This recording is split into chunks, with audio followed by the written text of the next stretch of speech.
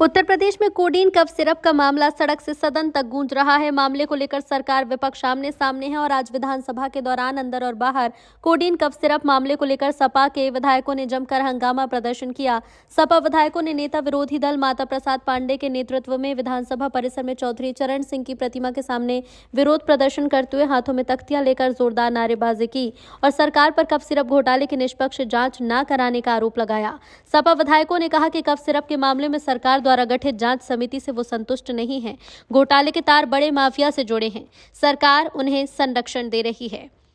सपा ने कोडीन को लेकर सदन में सरकार से सीबीआई जांच की मांग की, तो वहीं मामले को लेकर मुख्यमंत्री योगी आदित्यनाथ ने जवाब दिया और कहा कि कफ सिरप से प्रदेश में एक भी मौत नहीं हुई। अब तक 79 अभियोग दर्ज किए जा चुके हैं, जिसमें 225 अभियुक्त नामजद हैं, 78 अभियुक्तों को गिरफ्तार किया गया है और 134 फर्मों पर छापेमारी की गई है। सीएम ने कहा कि मामले की गहराई में जाएंगे तो बार बार यही तथ्य सामने आते कि कहीं न कहीं सपा से जुड़ा कोई नेता या व्यक्ति इसमें संलिप्त है। अवैध लेन देन भी लोहिया वाहिनी के एक पदाधिकारी के खाते के जरिए हुआ। एसटीएफ पूरे प्रकरण की जांच कर रही है। मुख्यमंत्री ने स्पष्ट किया कि मामले में कोई भी अपराधी बच नहीं पाएगा।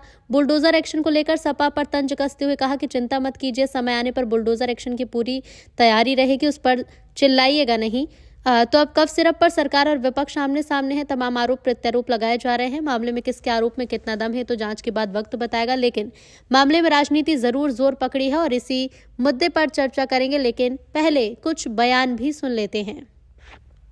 जो भी अपराधी होगा,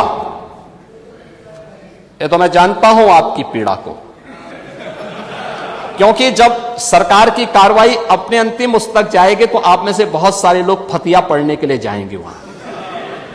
तो आपको फतिया पढ़ने के लायक भी हम नहीं छोड़ेंगे, तब तक ऐसी कार्रवाई हम कर देंगे।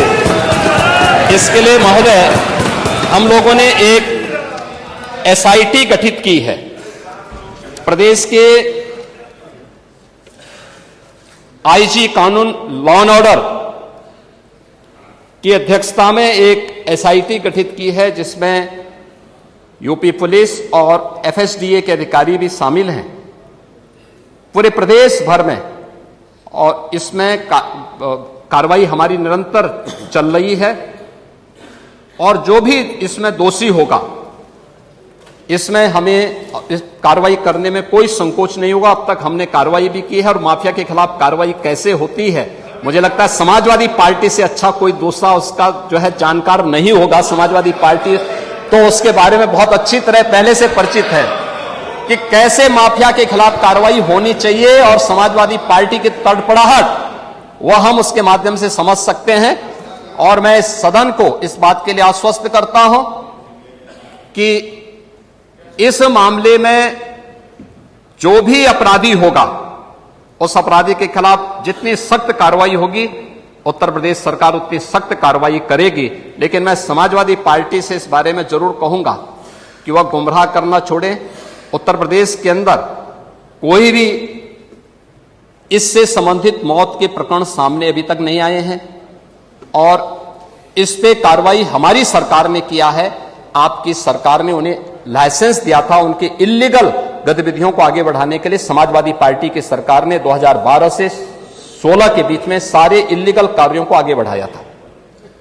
मैंने श्री बजट को संविधान के अंतर्गत सरकार को अधिकार है, उसे जब कोई खर्चे की जरूरत होती है, खर्चा कम होता है, तो उसको फिर कंसोलिडेटेड फंड से निकालने के लिए उसे अनुपूरक के रूप में सदन के पटल पर रखना पड़ता है और सदन जब उसकी मंजूरी दे देता है तो सरकार वो पैसा खर्च कर पाती है, स्वतः नहीं रह पाती। इसलिए जब कभी इनको अधिकार है, सरकार को अधिकार है और संविधान में व्यवस्था है अनुपूरक लाने का, अब ये देखना अनुपूरक किस लिए ला रहे हैं, इस पर बात होगी। सौभाग्यशाली है हम लोग कि इस देश के विकास के लिए आप सब लोगों का सौभाग्य है और देश की जनता का सौभाग्य है। उत्तर प्रदेश को सर्वोत्तम प्रदेश बनाने के लिए अनुपूरक बजट अनुपूरक बजट पेश हो रहा। ज्यादा 50% से ऊपर हम लोग खर्च कर चुके हैं, वो भी हो जाएगा। अनुपूरक होता है कि हम जो विकास की योजनाओं में जो कुछ नई चीजें आती हैं, विकास की जनता की डिमांड पर, क्षेत्र की जनता की सहायता के लिए उसके उसका ही सरकार है, उनके लिए विकास, उनके सुविधाओं के लिए बजट की आवश्यकता होती है। और उन्होंने अवसर दिया है तो उनका बजट है, उन्हीं के नाम है, अब उसको पास करके ले जाना है। और बिना मतलब का विपक्ष उस पर हंगामा करता है। वंदे मातरम में हमारे भारत के दिल की आवाज है, एक धड़कन है, उस पर अब दिल जब धड़कता तभी आदमी जिंदा रहता।